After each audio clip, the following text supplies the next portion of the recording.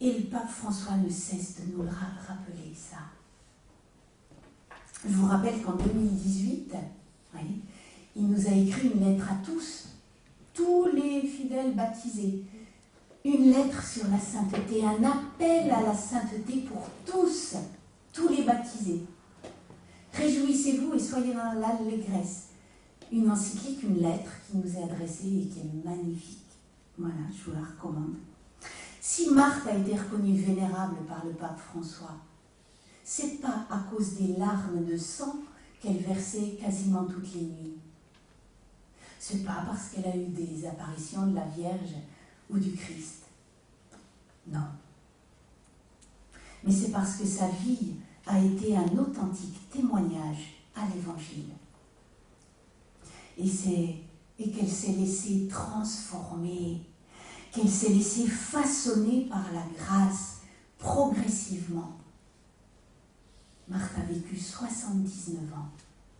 Elle n'est pas née sainte, mais elle l'est devenue. Vous voyez, c'est un stimulant pour nous, chrétiens, appelés à vivre pleinement la grâce de notre baptême. Alors, quand on se penche, quand on étudie, quand on lit Marthe, quand on étudie sa vie, on peut dire que Marthe a été ramenée à l'essentiel. Vous savez, l'essentiel comme dans l'Évangile. La perle précieuse, un négociant, là, il avait fait la brocante sur les marchés, la Côte d'Azur, il a découvert une perle, elle avait un prix incroyable, il l'a vue du premier regard, il a vendu tout le reste pour l'acheter, elle, la perle, l'essentiel. Comme quand Jésus s'adresse à Marthe de Béthanie, tu t'agites pour bien des choses, pourtant une seule est nécessaire, l'essentiel. Eh bien, Marthe a été ramenée à l'essentiel. Et c'est l'essentiel, c'est cet essentiel qu'elle nous livre. Vous voyez, son chemin de vie l'a amené à se désencombrer. Pour ne garder plus que l'essentiel. Une relation à Dieu qui remplissait son cœur, son être d'amour. Quelles que soient les situations qu'elle vivait. Et c'était tout simplement cet amour qu'elle rayonnait auprès des personnes qui venaient à elle. Alors, quel est-il ce chemin montré par Marthe et que nous allons entrevoir cet après-midi? Moi, je vais juste vous ouvrir une piste, c'est tout. Vous allez continuer demain avec les membres de la communauté. Ben, c'est une attitude de vie. C'est la manière dont elle a assumé ce qui lui arrivait. La maladie, l'infirmité. La manière dont elle les a portés en tant que chrétienne. La manière dont elle a porté un regard de foi sur ce qui lui arrivait. Vous voyez, là, Marthe peut beaucoup nous rejoindre, chacune de nous. On n'est peut-être pas infirme, on n'est peut-être pas malade, mais un jour, peut-être qu'on a vécu, je sais pas, une brisure, un truc qu'on n'avait pas prévu, pas choisi, pas voulu, ou le deuil d'un proche, le deuil d'un ami, un truc sur lequel on n'avait aucune prise, ça te tombe dessus.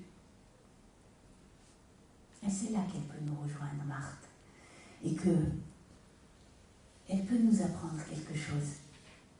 Un chemin de vie. Là, dans ces moments-là. Je vais le résumer en une phrase. L'attitude dont Marthe a témoigné au milieu de l'épreuve, au milieu de ce qui lui arrivait, c'est de dire « Stop ! Seigneur, je crois. » Vous voyez, cette foi, conviction. Je crois que tu es là dans ce qui m'arrive. Malgré ce qui m'arrive, je crois. Foi, conviction. Je crois que je suis ton enfant bien-aimé. depuis mon baptême. Mais aide-moi à comprendre. Aide-moi à comprendre. Voilà, c'est résumé. On va le déployer. Quand même, pardon, parmi vous, il y en a qui connaissent peut-être pas très bien la vie de Marthe. Vous pouvez lever la main, on ne se gêne pas, on est en famille. Oui, d'accord. Oui, super. On va faire une petite pause et je vais très rapidement faire un mini résumé de la vie de Marthe pour ceux d'entre nous qui ne connaissent pas bien sa vie. Mais un très gros trait. La vie de Marthe Robin, en fait, elle traverse tout le XXe siècle. Et Marthe est née en 1902 et elle est morte en 1981.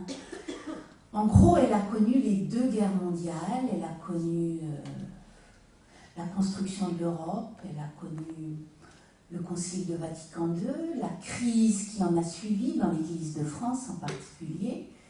Elle a connu la guerre froide. Elle est morte en 1981, vous voyez? Elle a vraiment traversé quasiment le siècle passé. Marthe est issue d'une famille paysanne de la Drôme, au sud de Lyon, à 80 km au sud de Lyon, ce qu'on appelle la Drôme des collines, un paysage très doux, avec plein de collines. Elle est la 6e enfant d'une fratrie de 6. Oui, elle est la dernière de 6. Très vite, elle a perdu sa jeune sœur, Clémence, celle qui était plus proche d'elle. Puis son enfance a été celle des enfants de la France rurale au début du XXe siècle, peut-être celle de nos grands-parents. Les centres de la vie à cette époque, c'était la famille, les voisins, le village, la paroisse.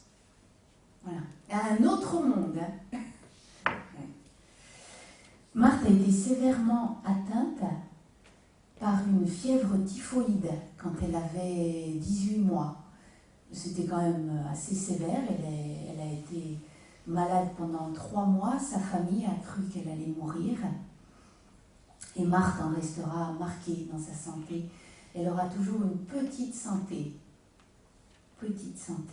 dans ce monde rural, pas facile à porter. À 16 ans, elle est frappée par une autre maladie, pas de chance. Une maladie qu'on ne saura pas diagnostiquer à l'époque. Elle sera diagnostiquée en 1942, des décennies après, comme une possible encéphalite virale. Oui, parce que l'époque à laquelle ont démarré ces symptômes, en 1918, c'était l'époque où une partie de l'Europe a été balayée par cette maladie qui s'appelait l'encéphalite von Economo, ou fièvre espagnole aussi, différent. Ouais. On en a reparlé là avec la pandémie. Et Marthe en guérira en 1921. Elle n'en est pas morte, mais cette maladie qui l'a quand même tenue au lit pendant 27 mois, ça fait plus de 2 ans, au lit, donc sans pouvoir se lever, et en ne pouvant être nourrie que par du liquide, vous vous doutez bien que ça n'a pas amélioré sa santé, qui était déjà pas très bonne. Donc Marthe ne va pas être laissée indemne par cette maladie. Elle avait la vingtaine. Quand vous avez 20 ans, vous êtes plein de dynamisme, d'idées et de vie, et que vous vous retrouvez de plus en plus infirme. Marthe se plaignait de maux de tête. Elle marchait difficilement, d'abord avec une canne, à 20 ans, avec une canne. Elle souffrait aussi de douleurs articulaires. Les médecins ont pensé qu'elle avait du rhumatisme. Et puis la conséquence, quelle que soit la cause de ce rhumatisme, la conséquence a été une impotence progressive. Elle a laissé la canne pour rester dans un fauteuil, on la mettait dans un fauteuil. Et puis à partir d'une certaine époque, le fait de la lever, la mettre dans le fauteuil, c'était trop douloureux. Donc on l'a laissée au lit et elle est restée dans son lit. Et Marthe est devenue dépendante de son entourage. Elle est restée dans sa chambre, dans son lit. Nous sommes en 1928, elle avait 26 ans. Pour calmer ses douleurs, elle prenait de l'aspirine, entre autres, ce qui lui a bien sûr provoqué des hémorragies digestives. Vous voyez, hein, tout est lié en nous aussi. Ce qui est remarquable chez Marthe, c'est comment elle a transformé, pour ainsi dire, cette situation qui était quand même précaire. Vous vous retrouvez dépendante à 26 ans. C'est comment elle a transformé cette situation, plongée dans le drame d'une vie de malade. Marthe a choisi de faire confiance à Dieu et de lui donner sa vie telle qu'elle était, pour qu'il s'en serve et fasse beaucoup de bien à travers elle. Et c'est la démarche clé de sa vie, un jour bien précis, en 1925. C'est l'année de la canonisation de Sainte Thérèse de Lisieux, qu'elle aimait beaucoup. C'est aussi l'année où une certaine Hélène Kowalska est entrée dans le couvent des Sœurs de Notre-Dame de la Miséricorde à Cracovie. Elle va prendre le nom de Sœur Faustine. Alors je vais passer sur nombre de détails, de nuances. En décembre 1928, Martha, 26 ans, elle est alitée.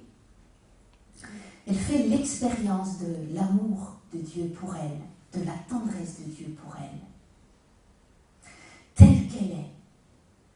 Et elle comprend que c'est dans son état limité qu'elle a une mission à remplir au sein de l'Église. Appelée, quelques années plus tard, appelée par Jésus à lui être unie plus étroitement dans la Passion, à partir de 1931, elle fonde une école chrétienne dans sa paroisse en 1934. Elle, l'infirme, avec l'aide du curé de la paroisse.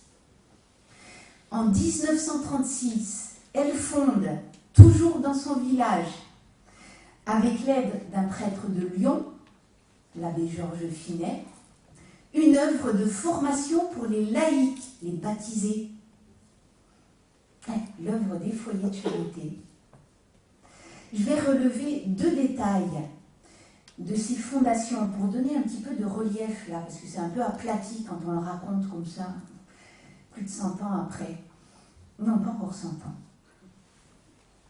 Marthe va réussir à déterminer le curé à fonder une école chrétienne, alors que la commune de Châteauneuf à cette époque était marquée par un très fort anticléricalisme, un courant contre la religion. Pour vous donner des petits exemples, le conseil communal avait monté un stratagème pour faire partir le curé du village. Ils avaient tout simplement mis en vente le presbytère. Ils avaient mis à la vente aux enchères le presbytère du village pour faire partir le curé, sans dire au curé bien sûr.